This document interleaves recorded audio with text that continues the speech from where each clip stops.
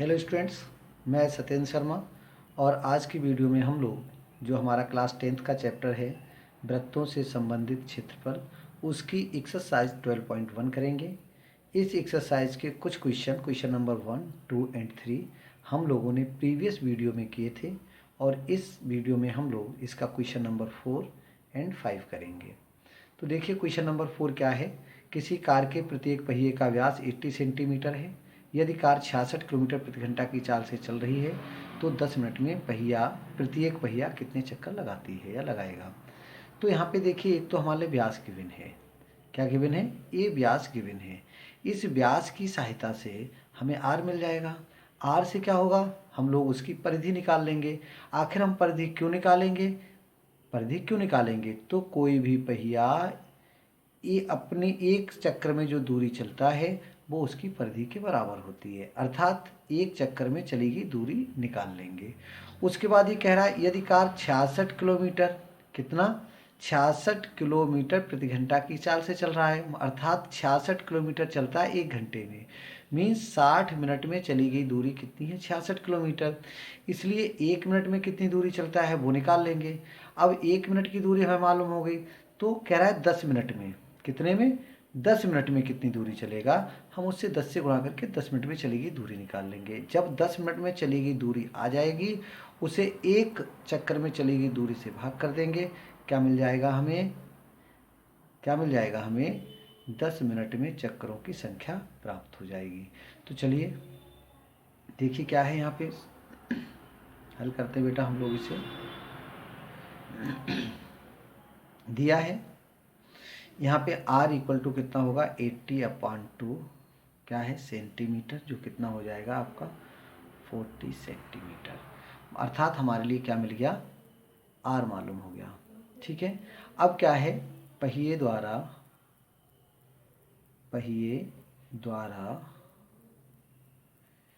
एक चक्कर में चली गई दूरी कितनी हो जाएगी, बराबर पहिए की परिधि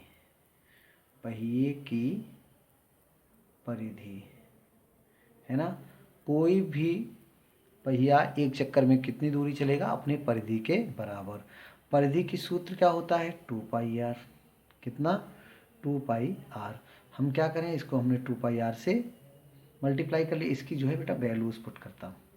ठीक है, तो 2 पाई को भी हम पाई रख लेते हैं, और r कितना, चलो पाई का वैल्यू रख लेते हैं, 2 × 22/7 r कितना आया था हमारा 40, कितना 40। इनकी हम गुणा कर लेंगे, 22 दूनी 44 और 4 की और गुणा करिए तो कितना आ जाएगा, 4 चौक 16, 4 चौक 16, 1 17 है ना, और 1 0, 1760/7 किस में आया, ये सेंटीमीटर में। हमने क्या निकाल लिया, पहिए द्वारा एक चक्कर में चली गई दूरी। ठीक है, अब टोटल कितनी दूरी पहिया चल रहा है, कितने, 10 मिनट में, वो हम और निकाल लें।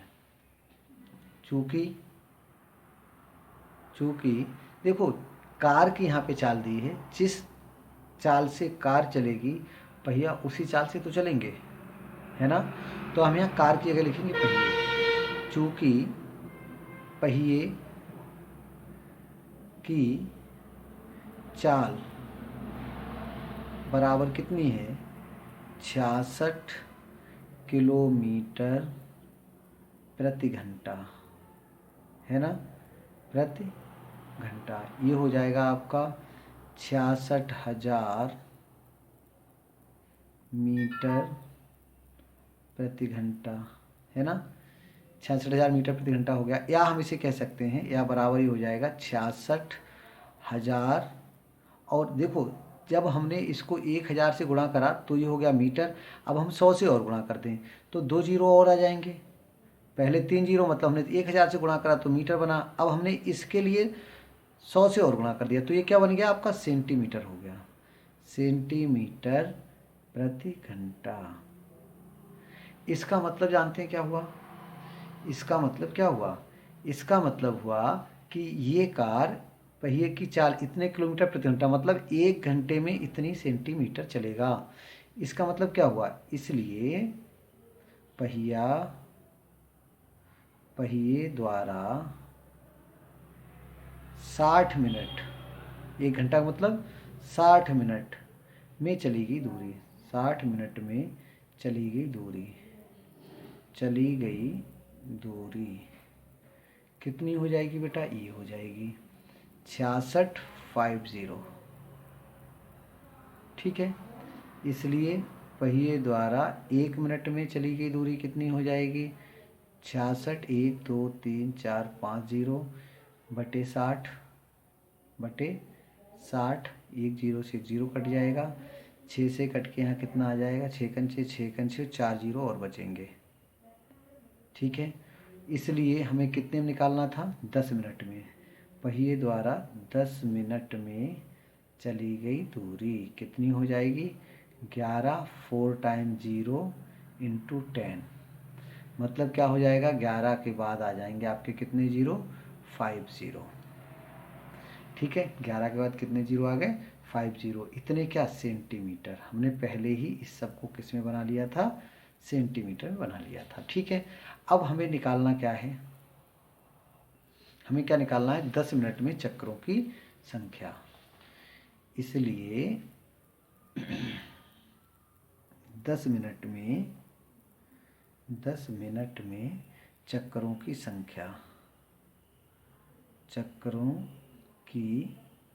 संख्या बराबर हम कैसे निकालेंगे, कुल दूरी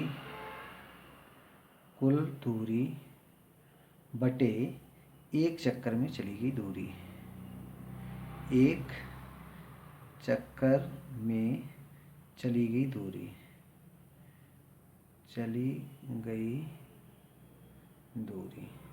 ठीक है। अब कुल दूरी हमारी ये निकल आई कितना, 11 5 टाइम 0 अपॉन एक चक्कर में चली गई दूरी हमने ये ऊपर निकाली थी, 1760 अपॉन 7। ठीक है,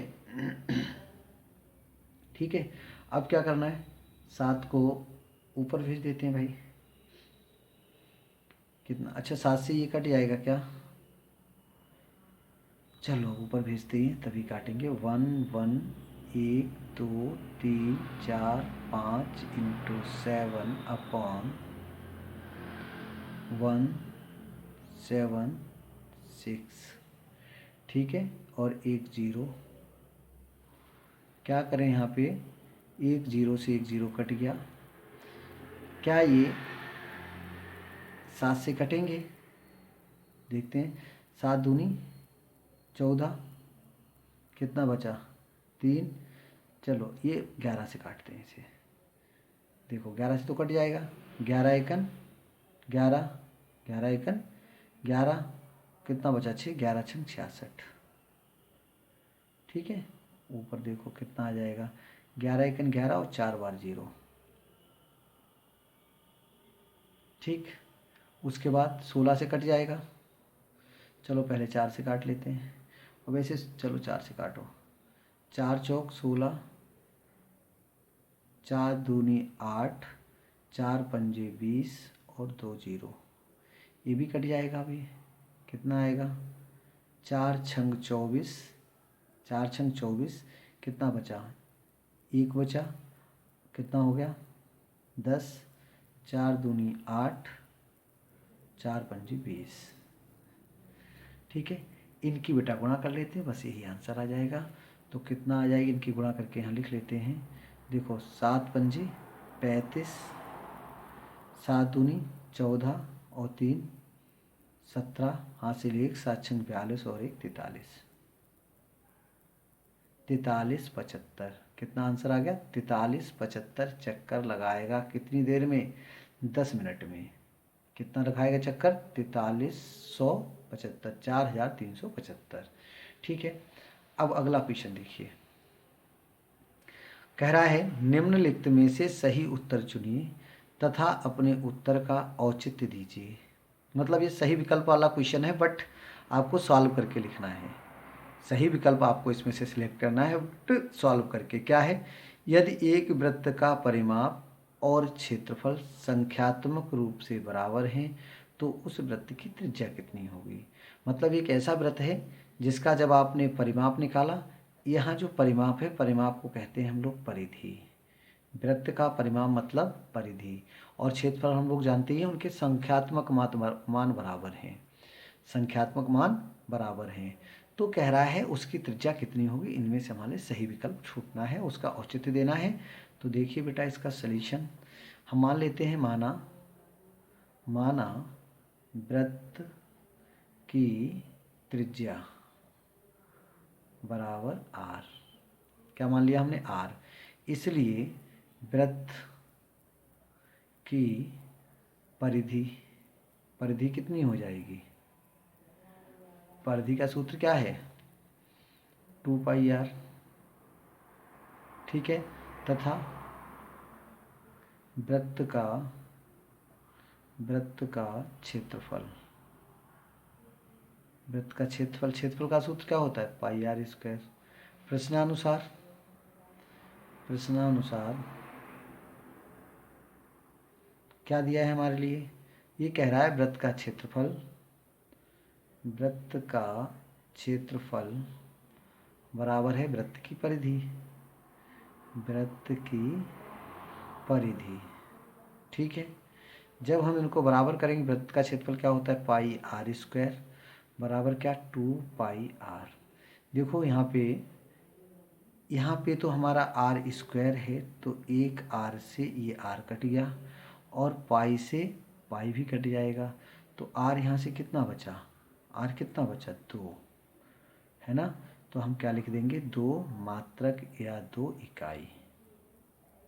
देखिए बेटा ये बहुविकल्प था, ऐसी भी आप बता सकते थे, लेकिन इसमें तो ऑलरेडी इसकी यूनिट दिया है 2 मात्रक या 2 इकाई।